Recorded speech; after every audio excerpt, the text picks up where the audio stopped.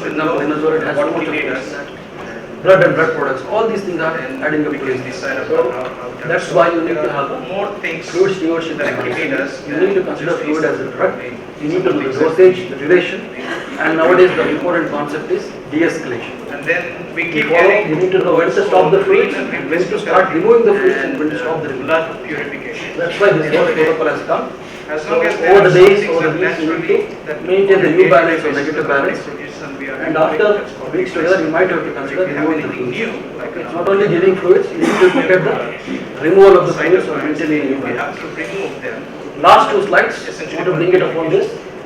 The Andromeda shock trial suggested that capillary refiltering, one of the easiest techniques, looking at the peripheral perfusion grade strategy. For the practical purpose for this study, CKD is probably the least discussed from a exam point of view, so we'll do AKI. So there are some speakers who are going to talk about the AKI a little bit later, so we'll concentrate on treatment, which is the renal replacement therapy. So homeostasis of fluids, acid base and electrolytes probably is what we call. So how we discuss these is that only two things: solvent, which is water, and solutes. Professor and head of department of critical. Has not been able to remove. So that's the only two things that currently that we're gonna essentially concentrate with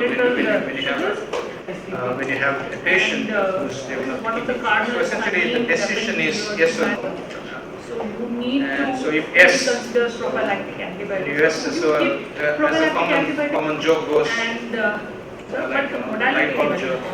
not How many- regular hemodialysis. What is How many recommended managers is does it take to continuous change a light bulb?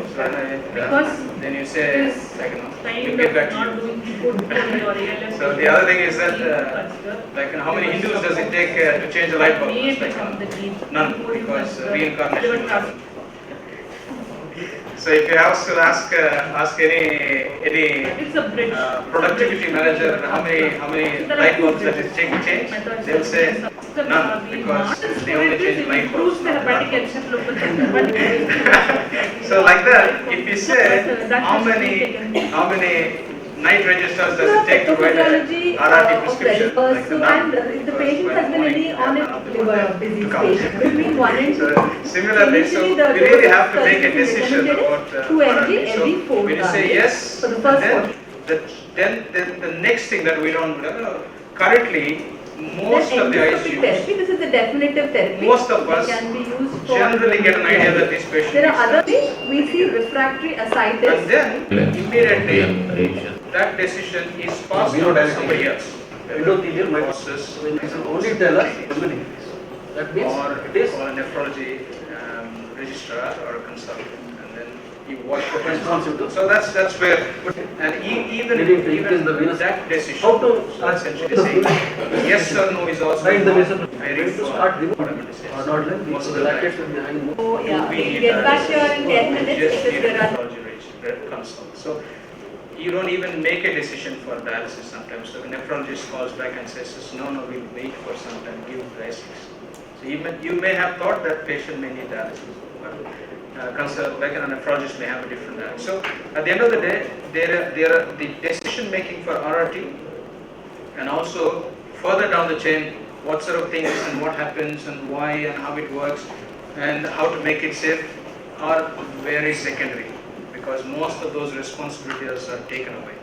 The only thing that you deal with it is that when a patient becomes hypotensive, they call it, or if there is a problem with some potassium, they'll call it. Otherwise, like a nephrologist is given, and the technician is doing the procedure, and then the decision is taken away. So we do really need to know a little bit more to be on top of these decision making for tomorrow, for you to be an effective intensivist. You're all ER&D, critical care, super specialty. You all should have the capability to identify a patient who does need dialysis.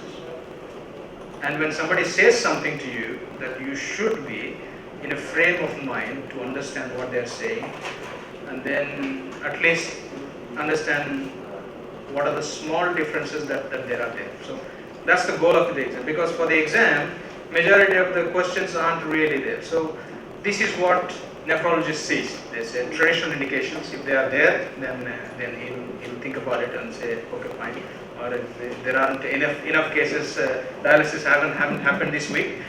Yes, another indication probably. So all of them put together, they will do it. So like you said, most of us have read these things in your classes. So, and the second important thing that you really need to know from a Viva station point of view is knowing dialyzable toxins, essentially. So because there are many mnemonics, I mean this is one of them, so you really need to concentrate on knowing what are those things.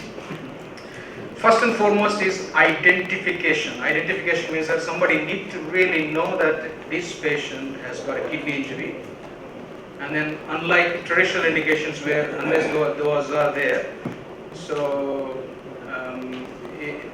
already decision is made. The patient does need a dialysis, whereas there may be patients who are likely to be at the risk of developing a kidney injury, and then you want to probably see if you can make some plans for these patients in terms of hydration, removing nephrotoxins, or maybe in some cases early warning system for the families to know that it is coming. Or number 4, probably the most important thing is to see if early dialysis does actually have any benefit for these patients. So these are the reasons why that's come up. So this is one of the questions in FNB. It used to be quite common. So we haven't had it for 2 years. So please think about it. So this is something that a long case question comes. So they want you to describe all the criteria that are there for diagnosing AKI. So this is a long case. So please go back and read. There aren't much differences between all three, as you can see. They are more or less about the same, but at least a small certain differences. So rifle criteria, the changes between one stage to other time probably is about a week. They expect it, but the others are all 48 hours, within 48 hour change. So that's probably the subtle changes. And so for all practical purposes, today, whenever you write kidney injury or AKI, you ideally should write KidGo, what stage the patient is in. If your patient is still making creatinine just a little bit up and making urine, so you really need to probably in the rounds start writing this so that you get a hang of it. Like next time you do a ward round, the patient's creatinine is 1.8, overnight urine output is 20 ml per hour for 12 hours. Now you know what to write. So when you start writing, you get a hang of it, and so that's how you prepare for exam, by practicing on a day-to-day basis some of the subtle things. Yeah. So, and like I said, we were doing all these things to think if we could dialyze them early and probably get some benefit. And there was a lot of what you call it, throw a spanner in the wheel kind of thing. So we haven't been able to prove the benefit over a period of time, and then suddenly this trial came. Give bicarb and you buy some more time, and you might get away without the dialysis. So it's just the whole process of classification is sort of stuck. So that's the reason why there is no impetus for us to, previously we used to religiously write the criteria when I was in the registrar. So we no longer write it because unless somebody meets the traditional criteria, we're not dialyzing anymore. So I guess that is there, but there are subtleties, so there are ARDSs that you intubate, there are ARDSs that you put on an IV, there are ARDS that you put you on HFNC. How do you differentiate?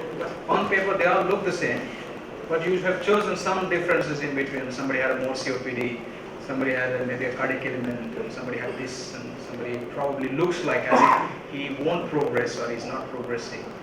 Various reasons why you continue and persist with certain strategies the similar way. So we really need to understand what we're going to do with the RRT so that you can provide them with whatever the plans are, or at least understand what nephrologist is going to do with your patients, because most of the places it's open ICUs. I believe there are some closed ICUs, but again, where your responsibility increases. So like I said, there aren't many strategies like an early or super early or late hasn't really, or late as in as late as traditional indications hasn't really changed the outcome. Yeah? Both big studies as well as the randomized control or meta-analysis. So at the end of the day, dialysis is dialysis, and it is not a fixed thing in ICU. How we use dialysis in ICU is not like a CKD patient getting a 4-hour dialysis in the dialysis unit. So there are many different ways. So now we've just discussed about the classification, how we classify, and at this point of view, it does look like a moot point why to classify when you're going to dialyze a patient on a physical indication, but it's good to know because it is the question that the exam is going to ask you. Yeah? At least it's a good reason to know. Yeah.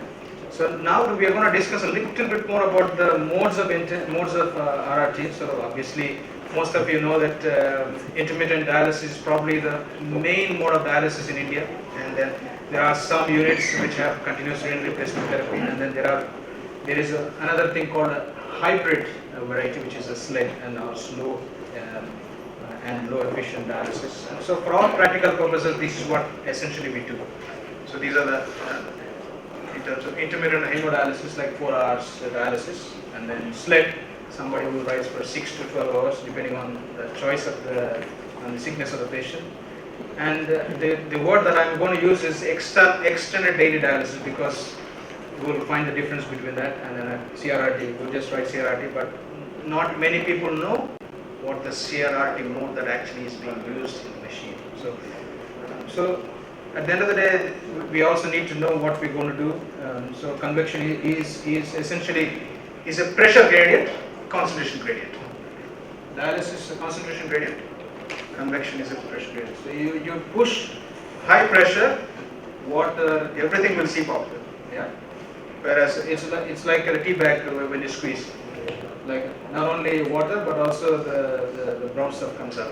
Whereas here it is like a dialysis. When a tea bag first goes into the bag, the color starts changing. That's diffusion. That's called dialysis. So that's because the gradient is there. So if you know those two simple things, and then the last but not the least is ultrafiltration. It's just like squeezing orange juice. So water comes out, nothing else. No pulp and all that. So it's all based on pure pressure against thin gradient here. So there are various types of continuous renal replacement therapy, where it goes to the patient, where the access is. Obviously, for a 20-minute talk, all I want you to know is that go back and look at what are the different types of CRRT that you guys want to use. So when somebody is on a CRRT anywhere within your proximity in your ICUs, most of you should probably have the centers. In that case, you can see the what sort of mode that they have. Is the HDF or HDD or just a scuff or any of those things. So this is what I wanted to bring to your notice, the common settings between like 4-hour dialysis and a SLED, which is we tend to prefer in India a lot more. But what we have done is there is a coffee machine. Most of the places Just don't have where you CRRT. had coffee yesterday. And Usually we transient, that we up to CRRT. organ failures when we need a lot of fluids, pancreas source is very.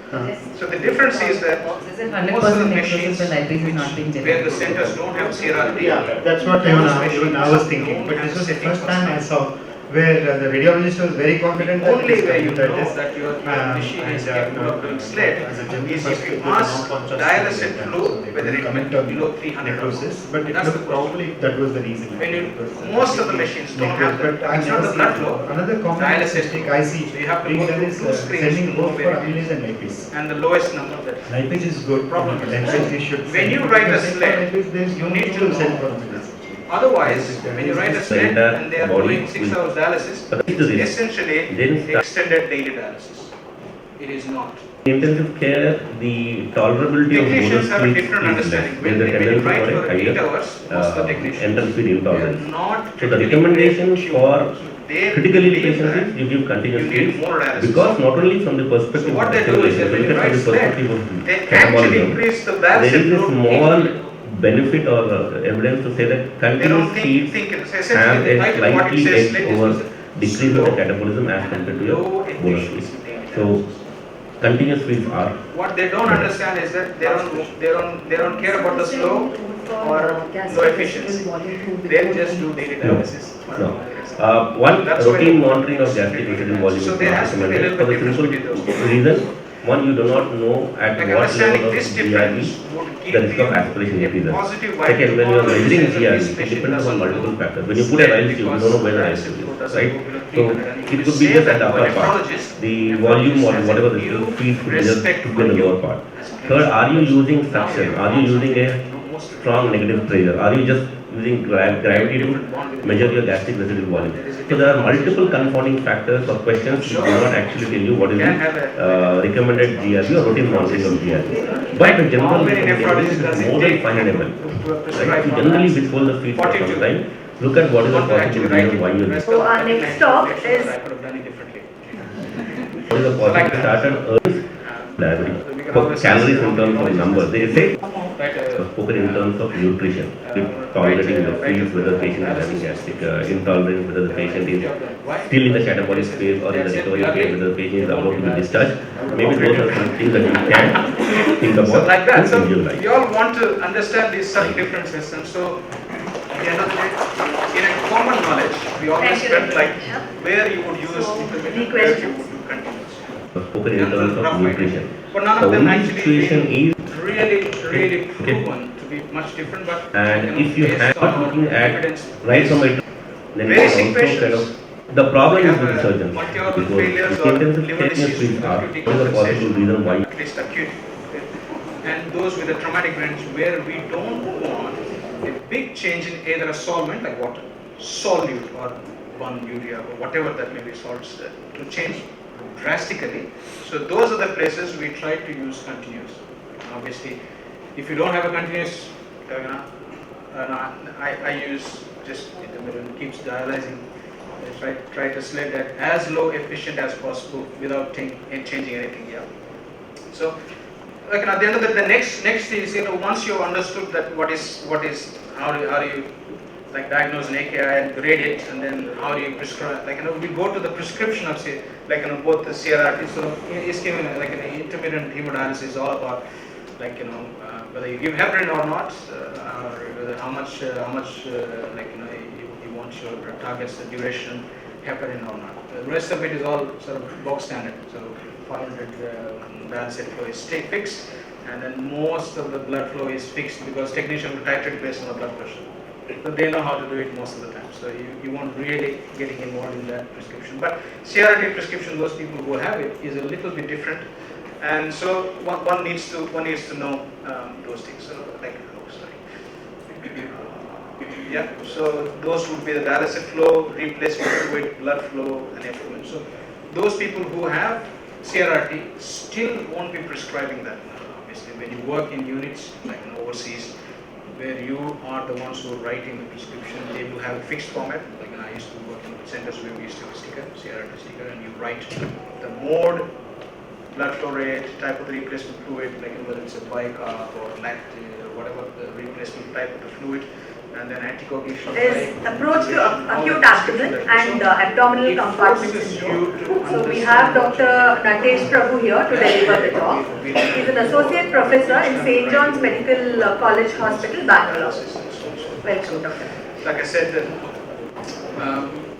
so what it comes out is that it isn't generally the type of the machine, but how you are thinking I about also the thank the patient. organizing team for this opportunity. You identify that the patient I hope is you had an excellent session yesterday as well. failure because of So the session is mainly on acute abdomen, nothing new, and almost every one of you actually dealing in pain in your practice. So a bit of abdominal compartment syndrome, even actually is more debated. So actually it's not too frequently seen, but in comparison to the acute abdomen.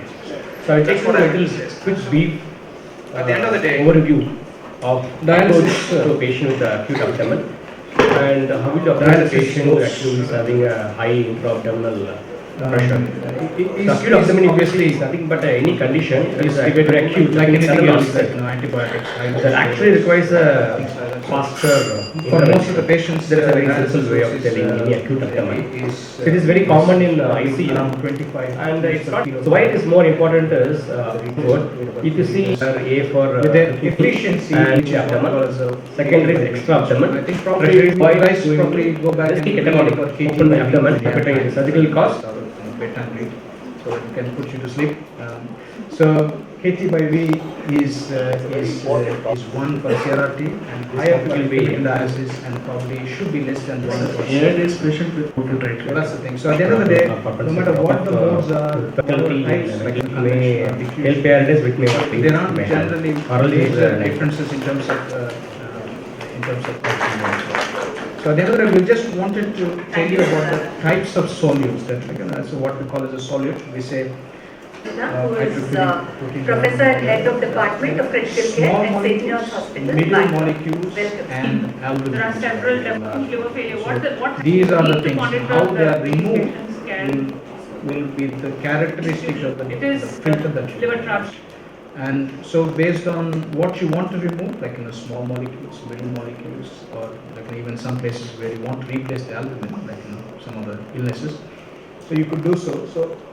So you really need to know what are the middle molecules and small molecules, and then when you dialyze daily, intermittently, how the change happens in terms of solute is something that you should know. So the bigger the changes, bigger the problem, and so all of these things depend on the type of the filter, so, and also molecule size, what you want to remove. So so I won't go into the details.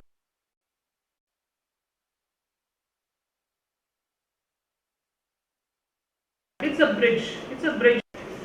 So how accurate it is with acute liver failure. Use will be patients with decompensated liver disease. If you do not give antibiotics, so it is clearly we have to start them off on proton pump inhibitor. Then endoscopic therapy. This is the definitive therapy. So how albumin helps is one. Follow. And from exam perspective, moving on to the The cardiac dysfunction or renal failure and the pressors. ventilation. Oh, but other there one. Initially,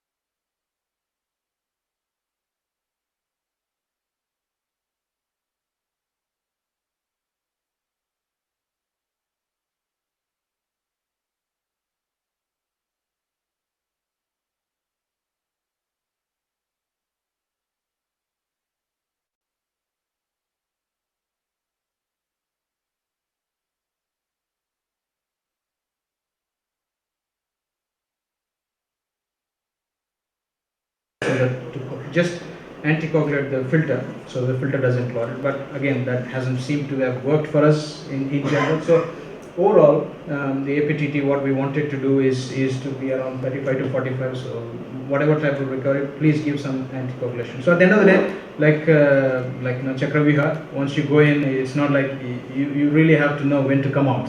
So at the end of the day, you really need to know when to stop. And at the end of the day, it's the same, steps back. So if you have a kid go steps down, kid go steps up.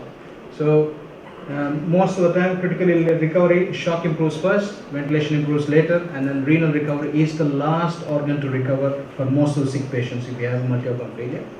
So at the end of the day, solid and improvement in urine output and daily creatinine evaluation, which is at least 24 hours after stopping dialysis, is probably a good measure, like how much creatinine is jumping from day to day.